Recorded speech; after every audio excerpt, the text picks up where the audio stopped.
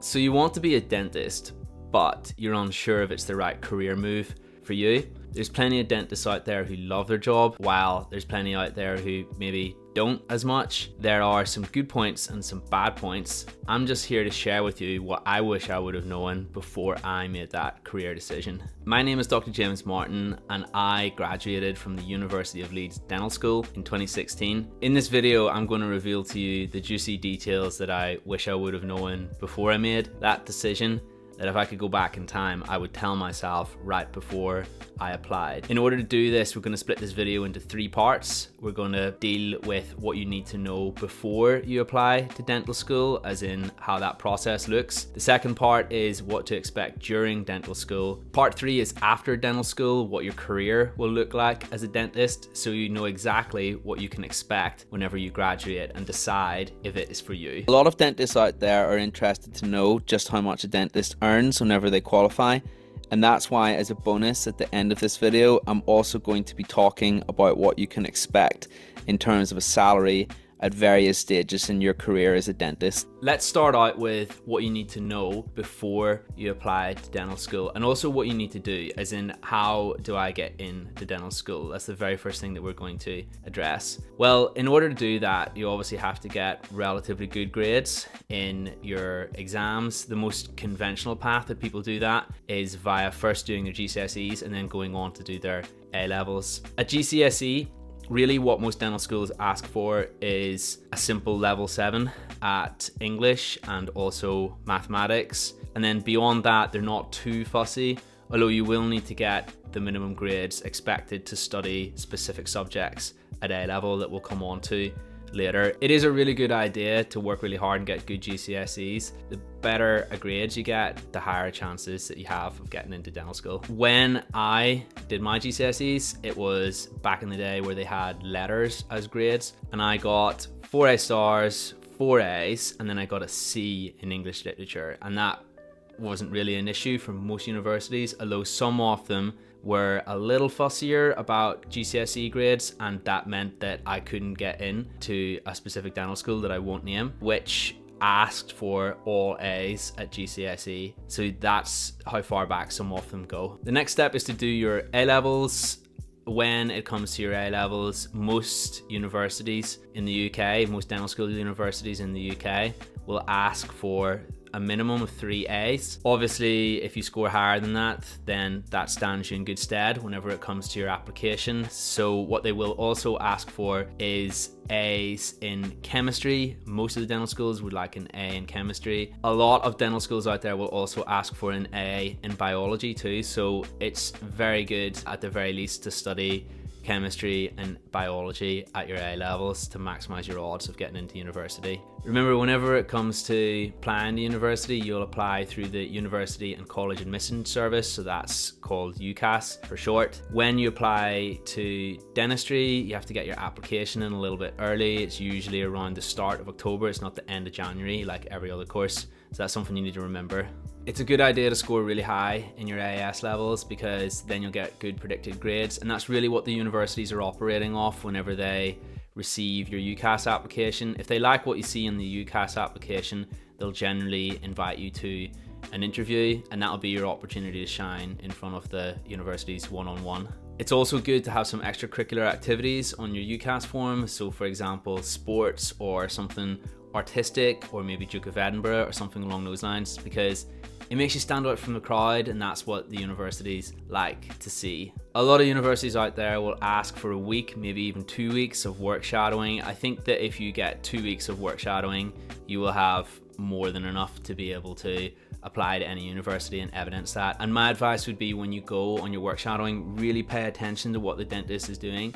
Don't just do what I did and stand around and twiddle your thumbs and then tick the box at the end of the day. You really have to pay attention, because they're going to ask you about this in your interview 100%. It also goes without saying that you need to have a clean criminal history, because you're going to need a disclosure and barring service check as well whenever you are successful in your application to university. It's also a good idea to arrange an occupational health screening and have your immunizations in order. You need to be inoculated against hepatitis B before you start your dental degree. Another thing you need to have in place is you need to have scored relatively well on the UK CAT test, that is the UK Clinical Aptitude Test. A good score on that is something that universities ask for generally from their applicants, so you want to try to get over 600 in each category. When you go to the interview, providing you interview well and the university likes you and you have all those things in place that we talked about before, they'll give you an offer. The offer is pending you getting the right grades.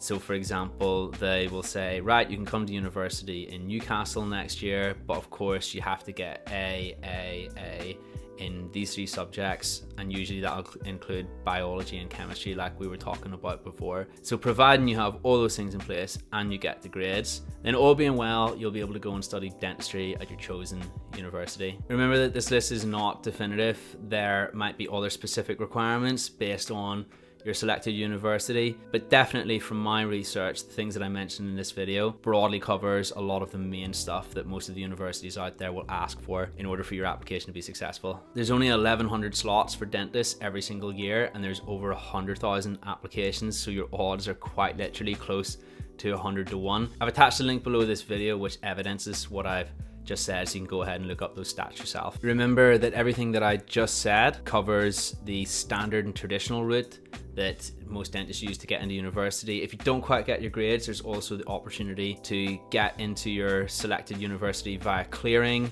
potentially.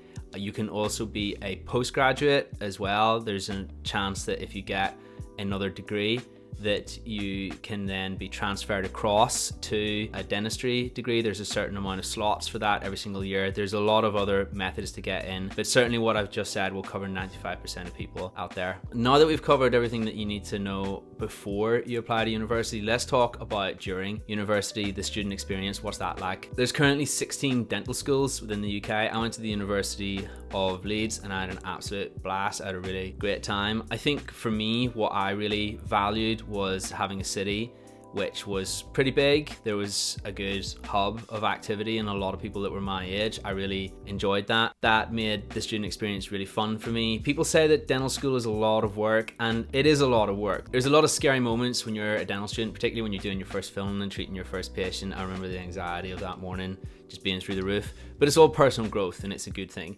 of course. So you definitely need to be up for a challenge whenever you apply to dentistry. I would say that for sure. Get ready to push yourself. They say it's a lot of work, as in academically it's a lot of work, and it is. There's certain periods that are very tough, but there's still plenty of time for socializing. I mean, my first 2 years in university, I didn't really feel like there was that much in terms of work to do. Like there wasn't that much pressure. My schedule was like three and a half days a week, so I was pretty much part-time.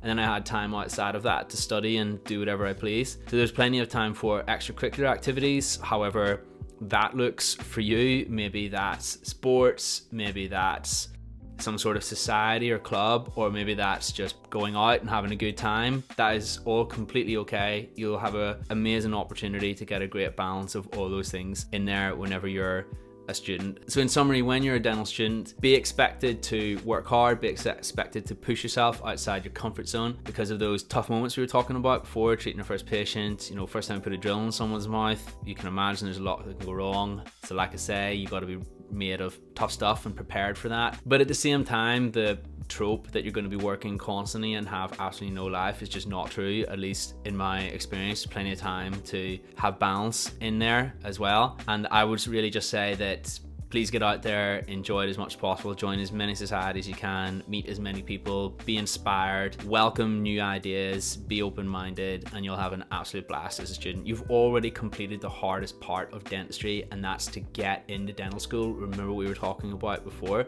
literally 100 to 1 odds. So providing nothing major goes wrong, you should be able to see your degree through at this stage. Once you've completed your dental degree successfully, you'll be out into the big bad world, and this is when the real fun begins. This is when you'll be working as a dentist. So how that looks traditionally is your first year. For most dentists who qualify, they'll spend their first year working for the NHS, and that's usually in a salaried role known as a foundation dentist. So you really have an opportunity there to hone your practical skills. A lot of universities, not all, but a lot of universities are not that heavy on the clinical aspects of the course, as in you don't get that much patient time, relatively speaking, but you will be a competent beginner. So your first year is just about getting out there, doing as many fillings as possible, doing as many clinical procedures as possible, building your skills, and also building your ability to create rapport with the patient.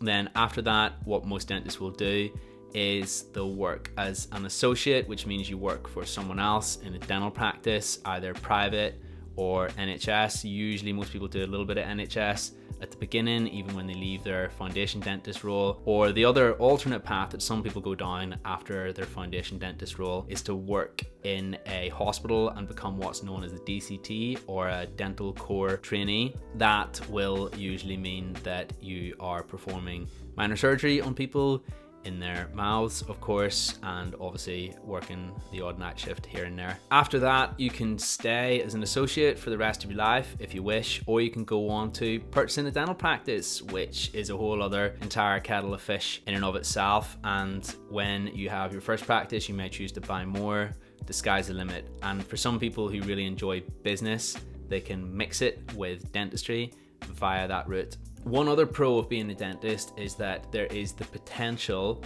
to be remunerated very well and earn a good salary. So that means you don't have to work as many hours. Depends on a few variables: geographic location, skill level, how much time you spend in the clinic, what sort of procedures you're doing, NHS versus private. And really, to explain that fully, we need a whole other video in and of itself, and that's convenient because I have actually made a video exactly on this, in which we explain how much a dentist can earn at each stage of their career. This video is going to appear right here so that you can go ahead and click on it and learn and understand what you can expect at various stages of your career whenever it comes to your income levels. And then therefore you can decide whether or not it's worth it from a remuneration standpoint to be a dentist as well.